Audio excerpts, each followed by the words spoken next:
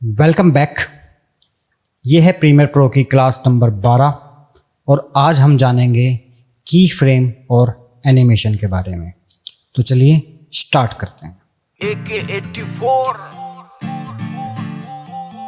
तो जब हम अपनी क्लिप को सेलेक्ट करते हैं और यहाँ पर मोशन के अंदर जाते हैं, यहाँ पर एक स्टॉप वॉच बनी हुई है, इस पर जब हम माउस को लेके जाते हैं तो यहाँ लिखा आता है टॉगल एनिमेशन।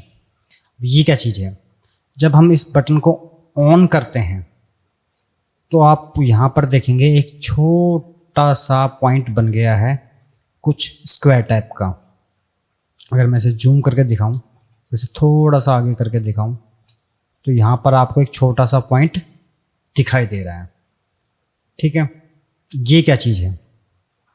इसको हम बोलते हैं की फ्रेम। ठीक है जी। ये की फ्रेम क्या करते हैं? जैसे ही मैंने इस बटन को ऑन किया वैसे ही प्रीमियर प्रो को समझ में आ गया कि मैं यहाँ पर कुछ एनिमेशन करना चाहता हूँ, कुछ मूवमेंट को रिकॉर्ड करना चाहता हूँ, तो वो उसकी रिकॉर्डिंग को स्टार्ट कर देगा। क्या करेगा? यहाँ पर ये वैल्यू इसने इतनी सी रखी, अब मैं चाहता हूँ ये आगे जाकर, ठीक है, और थोड़ा सा ये राइट में हो जाए,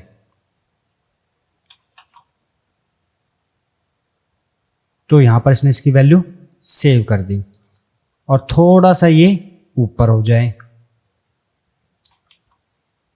तो इन दोनों पॉइंट्स की वैल्यू को इसने यहां पर सेव कर दिया। अब हो क्या रहा है एक्चुअल में, जब मैं यहां से लेकर इधर, ध्यान दीजिएगा इनके ऊपर, वैल्यूज के ऊपर,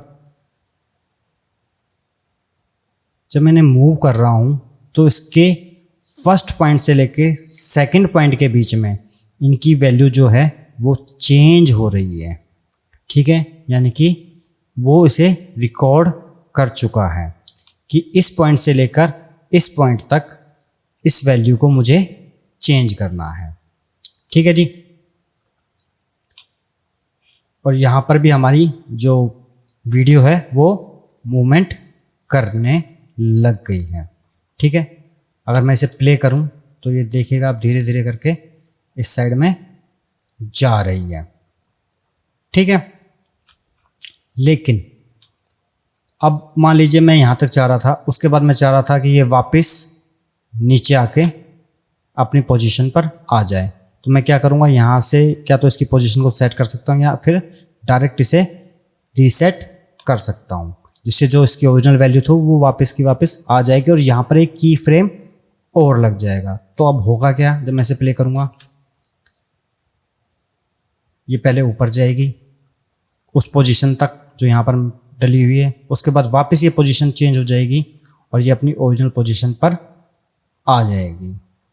ठीक है जी। तो ये की फ्रेम है। की फ्रेम एनिमेशन में सबसे ज़्यादा इम्पोर्टेंट होते हैं, चाहे आप कोई भी सॉफ्टवेयर यूज़ कीजिए, चाहे आप प्रीमियर प्रो यूज़ करो, चाहे आप आफ्टर इफेक्ट यूज़ करो, चाहे आप डेविंसी रिजॉल्व यूज़ करो, सब में की फ्रेम्स का बहुत ज़्यादा इम्पोर्टेंट रोल होता है एनिमेशन के लिए।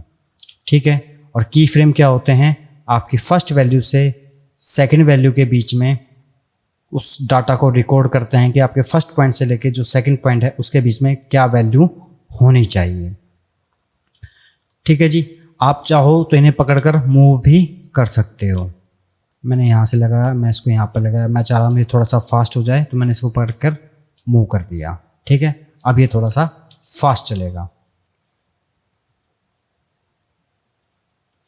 आप चाहते हो टाइमलाइन को थोड़ा सा बड़ा करना तो आप यहाँ से भी इसे बड़ा या छोटा कर सकते हो, या कीबोर्ड से प्लस दबाकर या माइनस दबाकर भी बड़ा या छोटा कर सकते हो।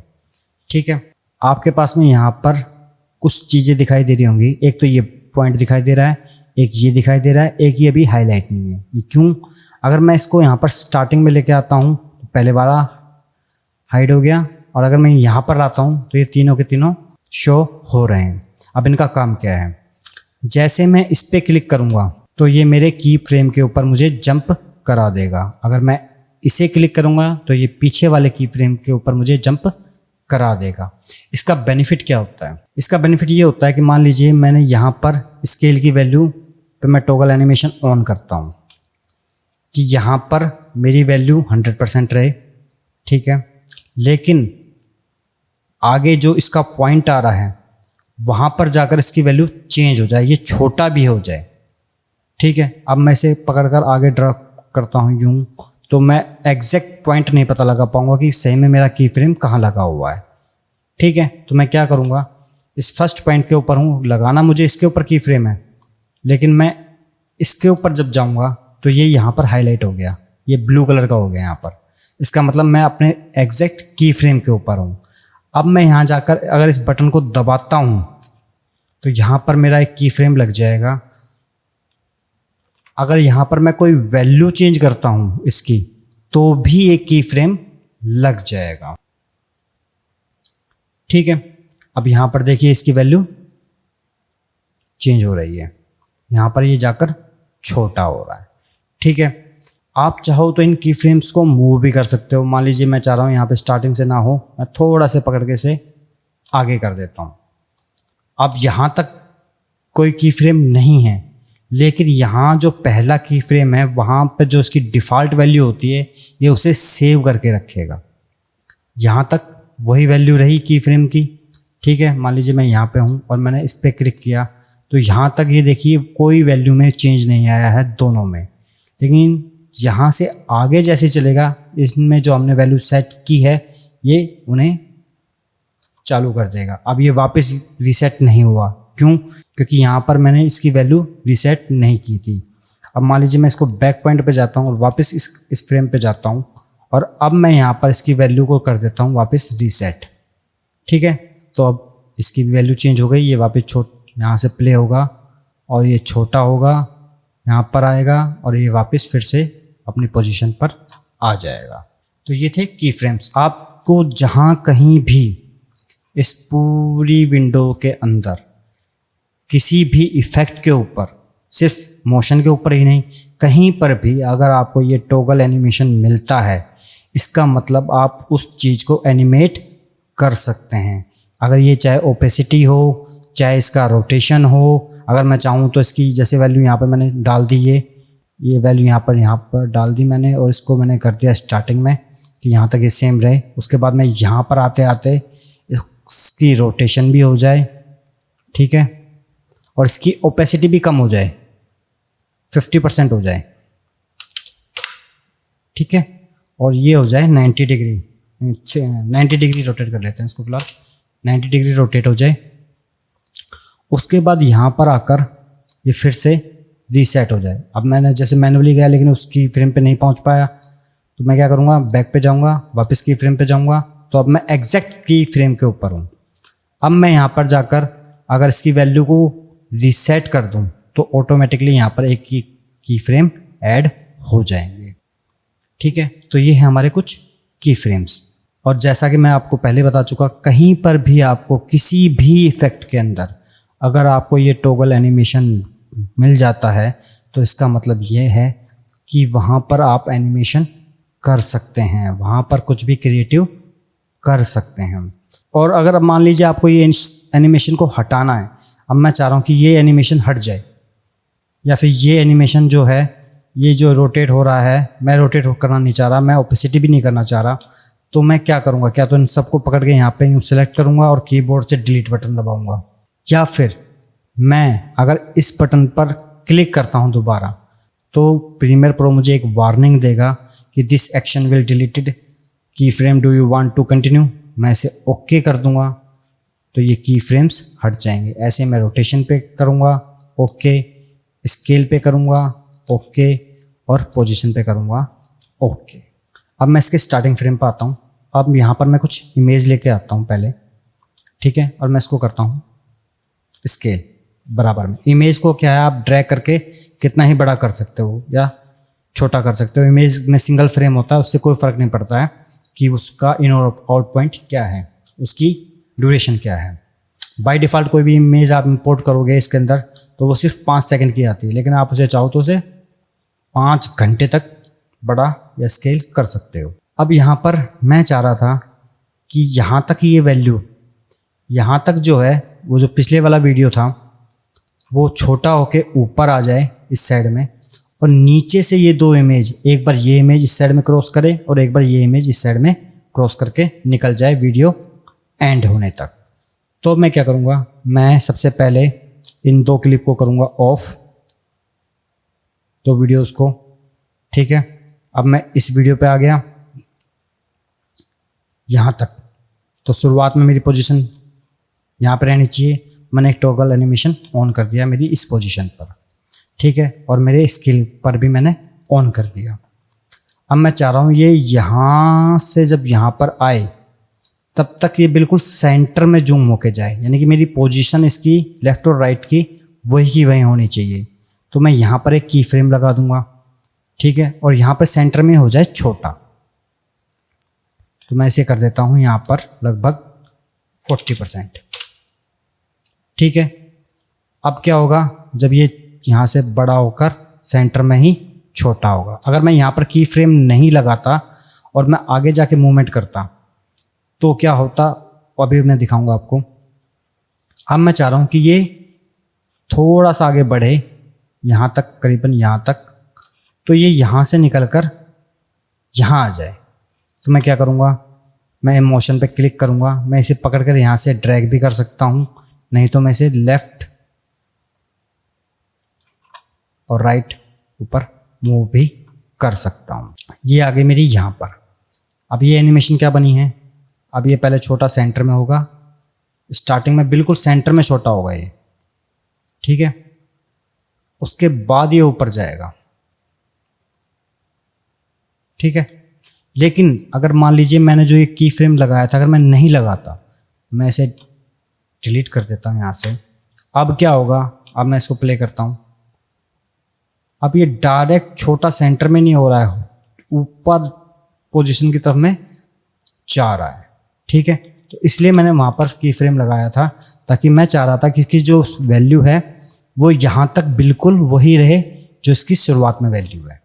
तो जब मुझे वो वैल्यू वहाँ तक चाहिए तो मैं वहाँ पर एक की फ्रेम ऐड करूँगा, उसके बाद में ही उस वैल्यू को चेंज करूँगा। अगर मैं स्टार्टिंग में की फ्रेम लगा दिया और बीच में की फ्रेम नहीं लगाया तो यहाँ से लेकर यहाँ तक वैल्यू चेंज होगी। अब यहाँ से लेकर यहाँ तक वैल्यू वही रहेगी, इसके बाद में चेंज होना स्टार्ट हो जाएगी, ठीक है। अब मैं यहाँ पर आ गया।